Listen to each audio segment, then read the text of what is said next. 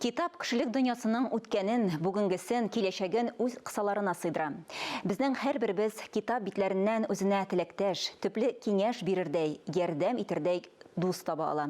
Чыгарылышыбызны Китап алдым кулыма сәхифәсе белән Ләлә Зәйнуллина дәвам итә. Исәнмесез? Кеше кайда йөрсә, нинди үрләр яуласа да, күңеле белән туган ягында. Нурлат районының Киекле авылында Татарстанның халык артисты, әйдәп баручы театр эшлеклесе Рөстәм Галиевның бу китап күңел дәфтәре мәдәни чарасы кысаларында Шаклар китабын тәкъдим итү кичәсе узды. Аның әдәби иҗаты үзе турында, тормыш тасвирламасы, иҗады юлы һәм якын кешеләре хакында. Анда Киекле авылыннан башланган вакыйгалар чагылыш таба. Ул спектакльнең иҗади формалары, халык һәм эстрада сәнгате аша тамашачыларны үз китабы белән таныштыра. Бу җирлектә мин беренче шатлыклары, беренче кайгылары, туганнарым белән сөйләшү.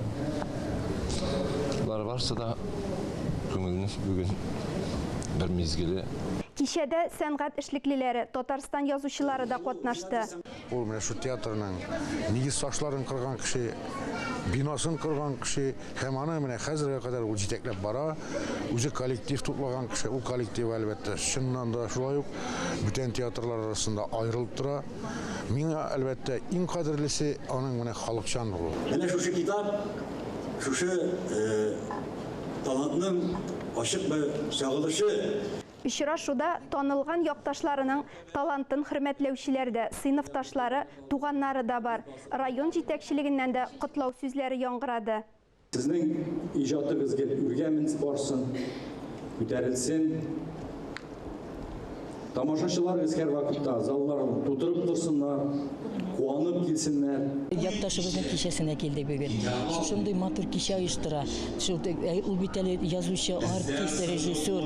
Инде хәзер китаплары чыкканга бик шатланабыз. Менә шушы китапны алып укырбыз дип торабыз. Һәм аның үзенең спектакльләрен дә бик иратабыз.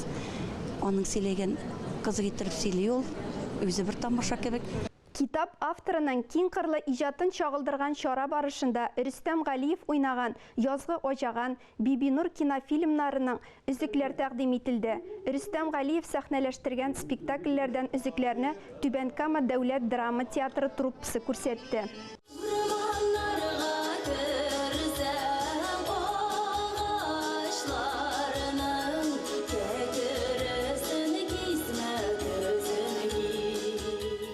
Татмедия бинасында урнашкан әдәби кафеда Татарстанның атказанган мәдәният хезмәткәре, журналист Рахман Шафиуллинның Асылбикә күз яшьләре китабы укучы хозурына тәкъдим ителде. Китапта берничә повесть, хикәя, очерк урын алган. Китап авторы 40 ел журналистика өлкәсендә эшли. Ул көрәш буенча чемпион хәрби кеше дә. Мин инде язырга теләдем. Татар кешесе нинди вазгыятьтә, авыр вакытларда үзен ничек күрсәтә менә. Ул күндәмме, тәртиплеме? Әсәрдә татар халкының үткәне, борчулары, читкә сибелеп яшәүләре дә салынган. Шушы әсәрләрендә безнең авылның тарихын чагылдыра, аны авылдашларга гына укырга түгел, башкаларга да бик укырга бик кызыклы. Менә шушы Асылбикәне мин күрдем. Шул кадәр фәкыйрьлектә яшәп ятайм.